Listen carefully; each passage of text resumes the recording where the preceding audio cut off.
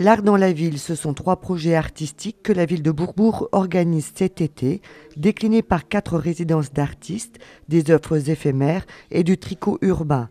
L'habitant sera placé au cœur de la création artistique et cela fonctionne plutôt bien, notamment avec le tricot qui va investir l'espace public. La population se mobilise déjà pour habiller la commune. Je me suis dit, j'aimerais bien voir Bourbourg cet été d'une façon différente. J'aimerais bien la voir habillée de laine. Je sais, on m'a dit de la laine en été, je dis mais justement, ça ne peut pas passer inaperçu d'habiller une ville de laine l'été. Petit à petit, le projet a mûri et aujourd'hui, on est à peu près à 50 tricoteurs, tricoteuses pour habiller Bourbourg. C'est un projet qui est complètement différent de ce qu'on a l'habitude de voir. On a par exemple la maison de retraite de Gravelines, le Béguinage, qui va nous faire le pont à l'entrée de Bourbourg en laine. Attirés par cette initiative, des habitants parfois spectateurs ont poussé cette fois-ci la porte du centre d'interprétation art et culture pour devenir acteurs, une vraie culture participative. On ne veut surtout pas que l'art soit, réservé à une élite. On veut surtout que l'art se développe à Bourbourg et soit présent dans la ville à tous les niveaux, dans des lieux insolites et qu'il touche surtout les habitants, que l'art permette de créer des liens entre tout le monde, entre les associations, les différents partenaires, les maisons de retraite, les écoles, les collèges.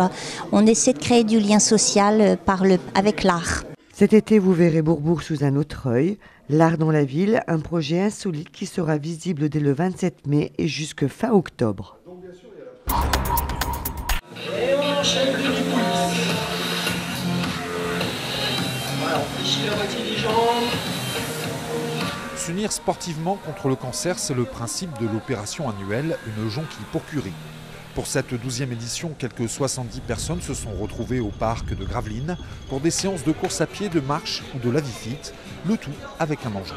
L'année dernière, on avait mis un défi kilométrique et l'idée c'était de faire le maximum de kilomètres pour que Swiss Life reverse 2 € par kilomètre parcouru à l'Institut Curie. Le défi kilométrique de 200 km a rapporté 400 € et les participants ont reversé 410 € de dons directs, soit 810 € au total, afin de financer la recherche contre le cancer. Une mobilisation et une générosité évidente aux yeux des participants. C'est donner un peu de temps, un peu d'énergie, un peu d'investissement financier pour une bonne cause. Et c'est l'occasion de donner du sens à l'investissement sportif et à l'investissement financier qu'on donne pour l'association Jonquille. J'ai eu mon frère qui a eu un cancer aussi et malheureusement il en est parti. Et c'est pour ça qu'on fait un petit geste aussi. Ça allie un petit peu le plaisir et puis le geste symbolique, quoi. L'histoire ne dit pas si Flash Junior est arrivé le premier, mais l'opération permet ainsi de faire fleurir l'espoir contre le cancer. Ils n'auraient loupé ça pour rien au monde. Les enfants se sont rués à la pépinière de Gravelines pour la traditionnelle chasse aux œufs dimanche à l'occasion des fêtes de Pâques. Plus de 10 000 œufs ont été déposés par les cloches et il en faut pour tout le monde. Les bénévoles veillent au bon déroulement de l'opération pour un public plus nombreux chaque année. Quand nous étions sur le site de la pépinière, on était 27 bénévoles. Et les familles, écoutez, moi je compte à peu près entre 1500 et 2000 personnes dans la pépinière. Un succès qui oblige les cloches à passer plusieurs fois. Ah, ici, oui, constamment. Il faut constamment réapprovisionner. Ah, oui. Ça part très vite. Hein. Et on ne veut pas non plus en mettre trop d'un coup pour éviter que les petits marchent dessus. Parce qu'on veut quand même rendre la pépinière propre.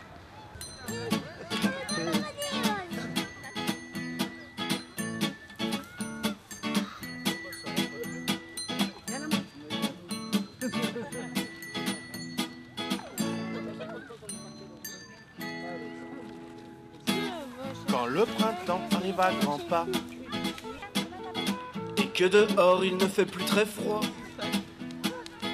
dans les buissons ou dans les bois se cache quoi? Des œufs en chocolat. Lorsque les cloches résonnent dans la ville. La chasse est bonne? Ouais, 3 œufs pour l'instant. On vient d'arriver. On va continuer à chercher. Est-ce que la chasse a été bonne? Oui, très bonne. Et je les invite toutes à danser. Aujourd'hui c'est Pâques, Regarde dans le ciel, les cloches ont des ailes, les œufs sortent du sac. Aujourd'hui c'est Pâques. Regarde dans le ciel, les cloches ont des ailes, les œufs sortent du sac. Aujourd'hui c'est Pâques.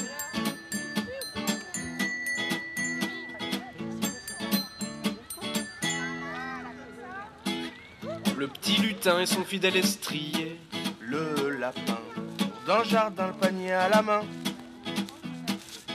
Et puis soudain au fond des bois se cache quoi? Des œufs en chocolat.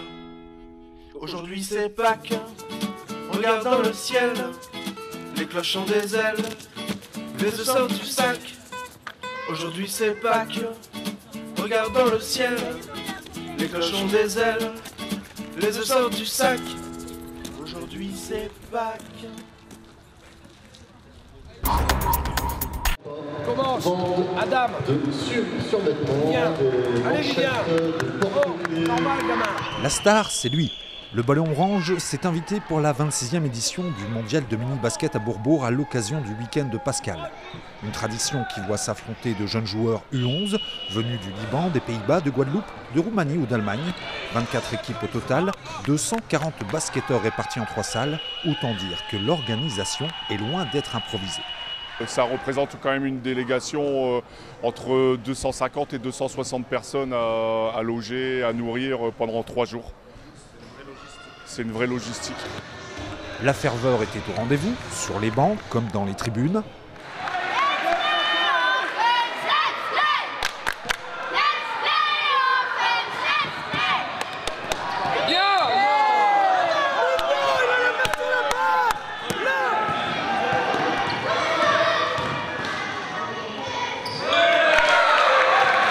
Au final, le Sporting Club Bourbourg Basket s'est bien illustré en se classant 7e de la compétition. En finale, c'est la JSF de Nanterre qui l'emporte 34-24 contre l'ASSM Fastat.